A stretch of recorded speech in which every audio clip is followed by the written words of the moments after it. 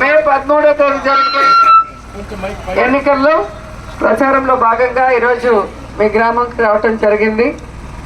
ఈరోజు చాలా ఘనంగా చాలా ప్రేమగా మీరందరూ ఆహ్వానించినందుకు చాలా సంతోషం. మనం ఇదే టీం వర్క్తో 13వ తేదీ ప్రతి ఒక్కరు కూడా ఒక్కొక్కరికి 2 ఓట్లు ఉంటాయి. ఎమ్మెల్యేకి 1, ఎంపీకి 1, 2 ఫ్యాన్ గుర్తు కొట్టేసి అత్యధిక మెజార్టీతో గెలిపించాలని కూడా కోరుకుంటున్నాను.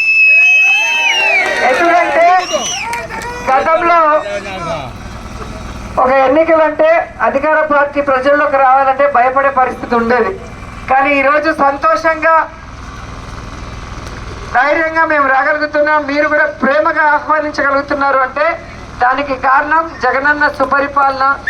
ప్రతి పేదవాడికి కూడా తను పాదయాత్రలో ఇచ్చిన వాగ్దానం ప్రకారం ఈరోజు ప్రతి ఒక్క సంక్షేమ పథకాన్ని తను ఇచ్చిన మేనిఫెస్టోలో దాదాపుగా 99% పూర్తి చేసి మళ్ళీ 2024 మేనిఫెస్టోని రిలీజ్ చేయడం జరిగింది.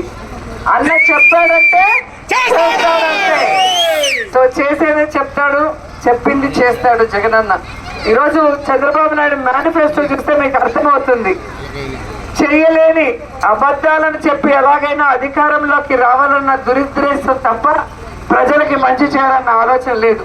ఎందుకంటే ఆయన అధికారంలో ఉన్న 14 సంవత్సరాలు కూడా ఒక్క సంక్షేమ పథకాన్ని కూడా కొత్తగా ఆయన తీసుకొచ్చింది లేదు. ఈరోజు రాజశేఖర రెడ్డి గారు కానివ్వండి, జగన్మోహన్ రెడ్డి గారు కానివ్వండి, ఈ రాష్ట్రంలో రైతులకు కానీ, విద్యార్థులకు కానీ, మహిళలకు కానీ ఈరోజు అన్ని రకాలుగా అండగా నిలబడ్డాడు. కాబట్టి ఇక్కడే చూస్తే మీకు అర్థమవుతుంది, చిన్న పిల్లల నుంచి పెద్దవాళ్ళ వరకు అందరూ కూడా ఇంత ప్రేమగా ఒక పండుగ వాతావరణంలో మనం ఎన్నికల ప్రచారం చేసుకుంటున్నామంటే 175కి 175 కొట్టబోతున్నాం అనేది కూడా అర్థమైపోతుంది. ఈ సచివాలయ వ్యవస్థ ద్వారా, వాలంటీర్ వ్యవస్థ ద్వారా ప్రతి కుటుంబానికి కూడా హక్కుగా వాళ్ళకి అందాల్సినవన్నీ కూడా ఇంటి వద్దకే అందే కార్యక్రమం.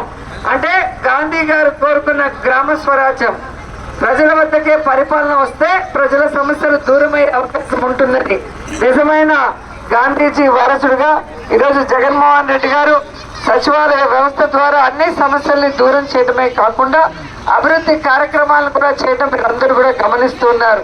ఈరోజు ఏ ఇంటికి వెళ్ళినా వాళ్ళు ఏ పార్టీ వాళ్ళైనా కూడా ఈరోజు జగన్మోహన్ రెడ్డి పేదవాడైతే, అర్హుడైతే ప్రతి సంక్షేమ పథకాన్ని ఇవ్వమని చెప్పడం, మేము కూడా అదే విధంగా పనిచేయడం మీ అందరికీ కూడా తెలుసు. అది కాకుండా మున్సిపాలిటీ ద్వారా రోడ్స్ కానీ, లైట్స్ కానీ, డ్రైన్స్ కానీ వేయటం జరిగింది. అలాగే రోజా చారిటబుల్ ట్రస్ట్ ద్వారా ఈరోజు ఇక్కడికి రావాల్సిన రోడ్డు ఏ విధంగా మీరు అడిగిన రోడ్ని మేము వేయించడం మీరు అందరూ కూడా గమనించారు. ఎందుకంటే గత ప్రభుత్వం తెలుగుదేశం అయినా కూడా వాళ్ళు టెండర్లు తీసుకొని ఆ రోడ్డు వేయకుండా ఏ విధంగా మిమ్మల్ని మోసం చేశారు. ఈరోజు మున్సిపాలిటీ ద్వారా వేయాలి అంటే టెండర్ని తక్కువగా పాడి వాటిని వేయనీయకుండా కోర్టులో స్టేలు తెచ్చుకున్నారు.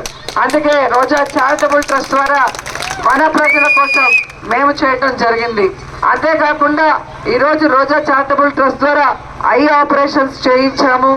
అలాగే ప్రెగ్నెంట్ లేడీస్ హాస్పిటల్కి వస్తే మళ్ళీ వాళ్ళ ఇంటికి వచ్చేంత వరకు వాళ్ళకి పౌష్టికమైన ఆహారాన్ని ఇవ్వటం జరుగుతుంది. ఇలా జగనన్న చేసే సంక్షేమం అభివృద్ధే కాకుండా మీ ఆడబిడ్డగా నేను కూడా మా చారిటబుల్ ట్రస్ట్ ద్వారా ఎంతో సంక్షేమాన్ని మీకు అందించడం జరిగింది.